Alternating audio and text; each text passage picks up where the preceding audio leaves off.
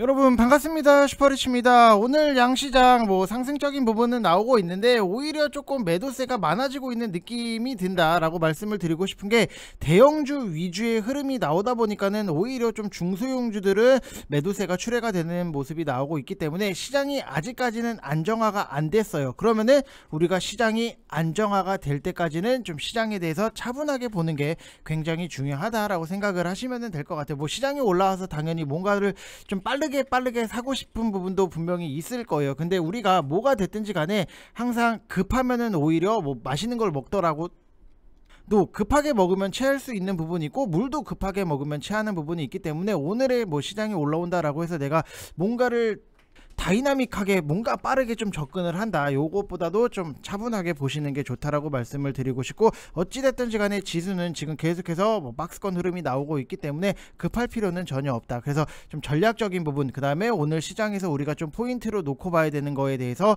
자세하게 좀 뜯어 드릴 테니까 여러분들도 제가 뜯어 드리는 거 같이 좀 씹어 드시면 되실 것 같고, LG 이노텍이랑 대덕전자에 대해서도 분석을 해드릴 건데 아직 반도 못 갔어요. 저는 LG 이노텍을 그 전부터 계속해서 사세요 이거 너무 싸기 때문에 일단 사세요라고 말씀을 드렸던 부분이 있는데, 오늘 상승적인 부분이 나온다라고 해서 팔 생각이 전혀 없어요. 지금도 아직 밸류 자체가 너무나도 저렴하기 때문에 팔 생각이 전혀 없고, 오히려 시간이 지나면 지날수록 더 좋아질 거에 대해서 크게 기대를 하는 부분이 있기 때문에 요런 거는 여러분들이 시간 투자를 하는 게 굉장히 좋다, 이렇게 말씀을 드리고 싶습니다. 그래서 내용도 다 분석을 해 드릴 거니까 영상 놓치지 마시고 끝까지 다 확인해 주시기 바랍니다.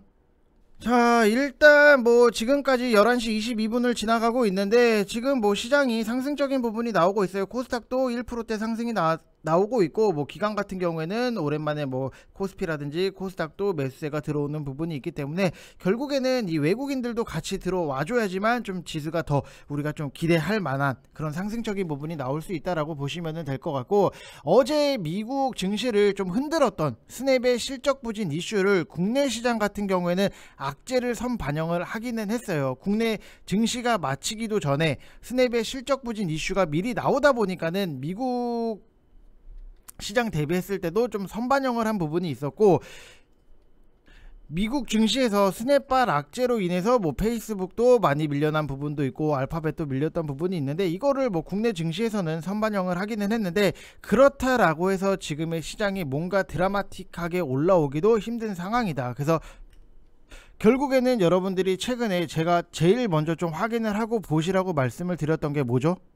제일 중요하다 말씀을 드렸던 게 환율을 여러분들이 맨날 좀 체크를 하시는 게 굉장히 중요하다라고 말씀을 드리고 싶고, 결국에는 외국인들의 수급이 들어오겠다라고 하면은 환율이 밑으로 빠져야 되는 부분이 있고, 아직까지는 지금 원달러 환율이 1263원 여기에 머물러 있는 부분이 있기 때문에 1200원대까지는 1200원 요 부분까지는 좀 떨어졌으면 좋겠다. 그래야지만 시장이 뭔가 좀 반전의 계기가 좀 나올 수 있는 부분도 분명히 있고, 시장이 전체적으로 어제 선반영을 해서 큰 폭으로 밀리진 않을 걸로 보이기는 하지만 아침장 분위기가 여전히 녹록지 않다. 그나마 셀트리온 반등의 바이오들이 최근에 좀 나쁘지 않다라고 많이 말씀을 드렸던 부분이 있는데, 조금이나마 지수 대비했을 때 강하게 튀어 오른다라고 하는 정도고,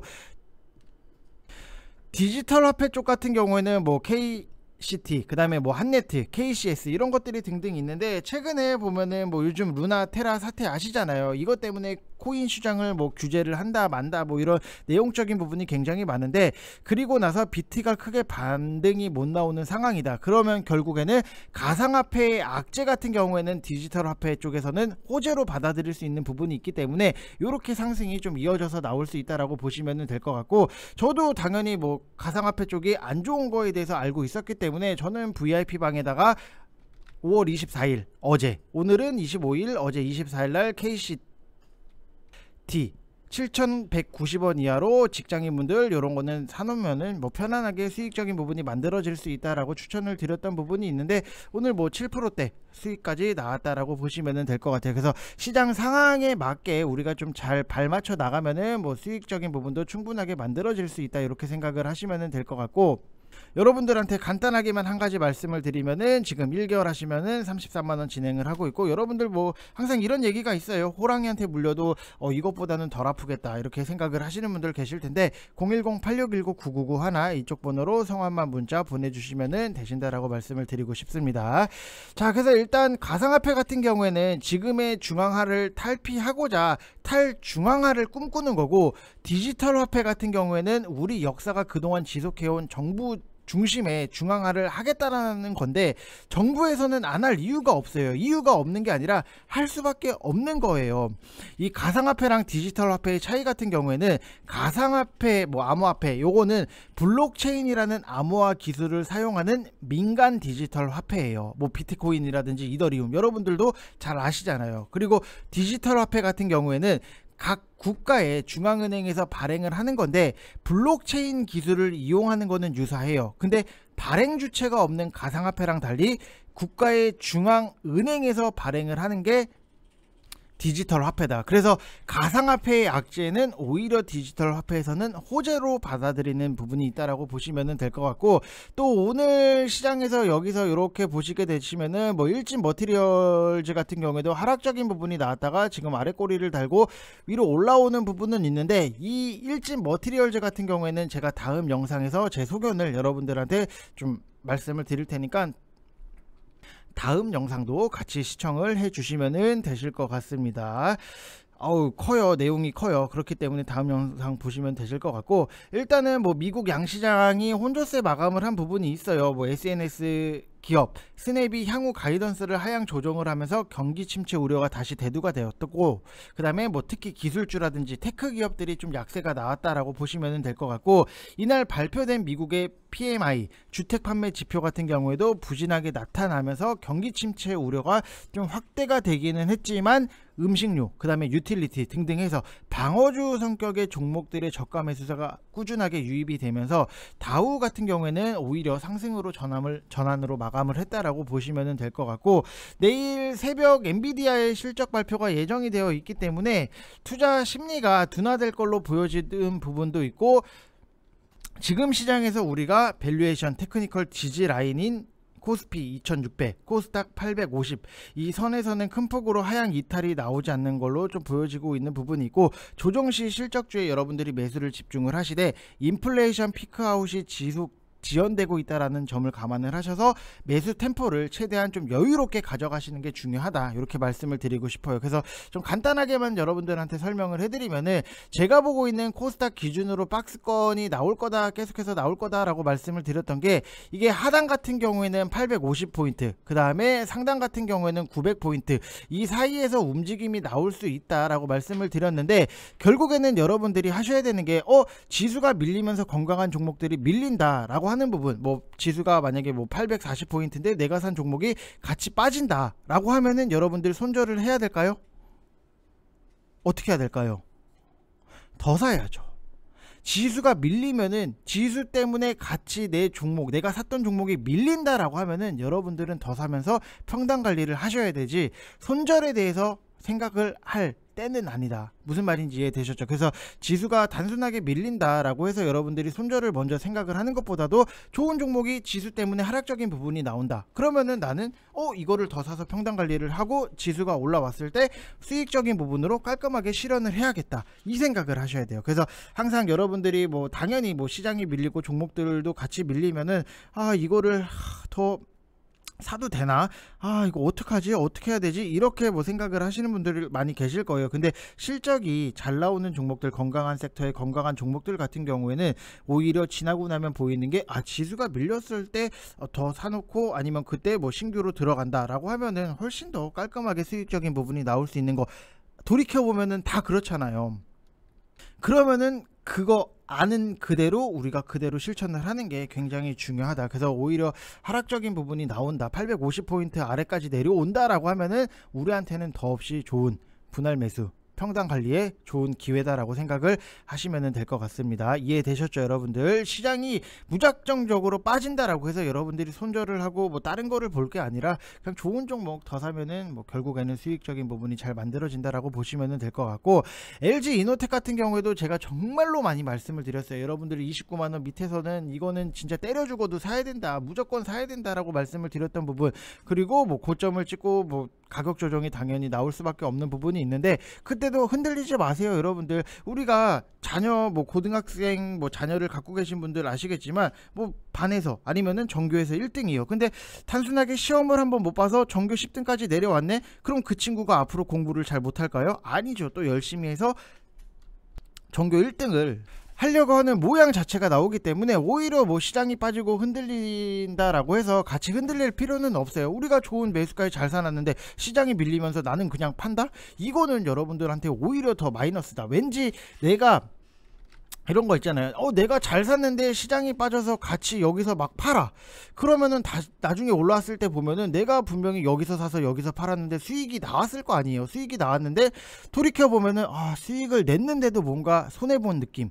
마치 여자친구가 있는데 내가 찾는데 차인 듯한 기분, 요런 느낌이 굉장히 많이 들 거예요. 그렇기 때문에 좋은 종목, 좋은 매수가에 잘 사놨으면은 굳이 뭐 이거에 대해서 뭐 시간 투자를 해야 되지 뭐 더 사고 팔고 뭐 자시고 뭐고 할 것도 없다라고 말씀을 드리고 싶고, 어차피 뭐 여러분들 뭐 자녀분들 키우신 분들 계시겠지만 뭐 자녀가 굉장히 뭐 좋은 대학을 가고 뭐 좋은 회사를 가고 하면은 뭐 알아서 냅두잖아요. 똑같아요.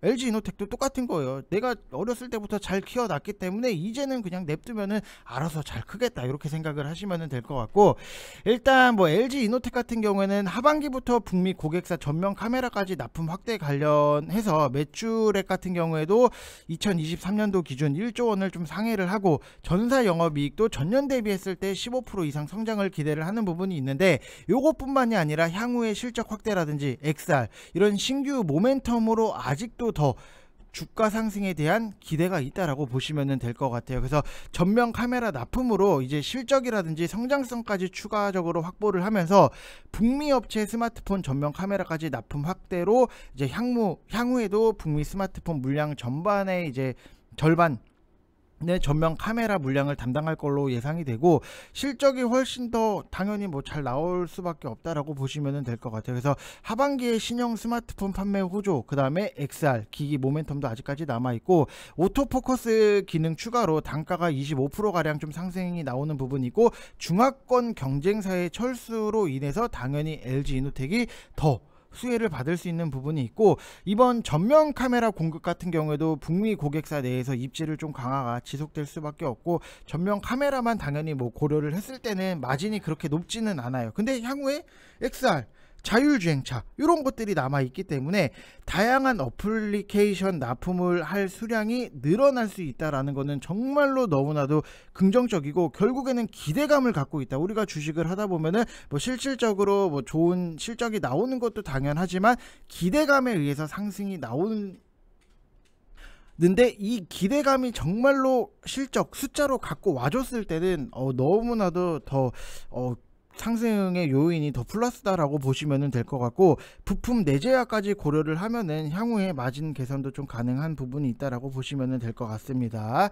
자, 그 다음에 뭐 폴디드 줌 탑재가 확정되는 경우에는 뭐 추가 이익 상승도 당연히 기대가 되는 거고, 견조한 뭐 실적 성장세라든지 중장기 성장성도 확보했음에도 작년도 순이익 기준으로 퍼가 7.8배예요. 글로벌 경쟁사 대비했을 때도 30에서 50% 할인이 돼서 거래 중이고, 하반기 신형 스마트폰 출시가 다가오고 XR 기기까지 공개가 되면은 아직까지는 저는 이거를 사실 뭐 40만원 여기서 이거를 뭐 40만원 보고 들어갔다라고 하면은 안 돼요, 여러분들. 50만원 60만원 그 이상도 훨씬까지는 아니지만 50만원 그 이상도 갈 수 있는 힘이 있고 기대가 있고 성장적인 부분이 있기 때문에 그냥 쭉 편안하게 끌고 가시면 된다라고 말씀을 드리고 싶습니다. 자, 그리고 대덕전자 같은 경우에도 뭐 결국에는 뭐 실적에 대한 기대감, 그 다음에 앞으로의 뭐 기판에 대해서 좀 기대를 하는 부분이 있는데, 일단은 뭐 레버리지 극대화로 글로벌 페어들의 평균 을 보면은 뭐 지금 13.705 컨센서스 기준으로 지금 뭐 대덕전자 같은 경우에는 12.9배예요. 이렇게 보면은 얼추 키 맞춤을 한 걸로 보일 수도 있는 부분이 있는데, 고부가 제품이 한 개 사업을 좀 대체를 하면서 이익이 극대화되고 있다라고 하는 점은 분명히 여타 업체 대비했을 때 동사의 차별화 포인트적인 부분이고, 이처럼 빠른 체질 개선에 근거한 실적 추정치 상향 조정이 아직까지는 끝나지 않았다라고 보시면 될 것 같아요. 그리고 뭐 EPS 추정치 같은 경우에도 11.1배인데 이 기준으로 봤을 때 글로벌 기업들 대비했을 때도 19% 할인을 받고 있는 부분이 있기 때문에 충분히 더 상승적인 부분에 대해서 기대를 할 수 있는 부분이 있고, 저는 뭐 오히려 지금은 한 단계 더 레벨업을 해놓은 상태다라고 보시면 될 것 같아요. 그래서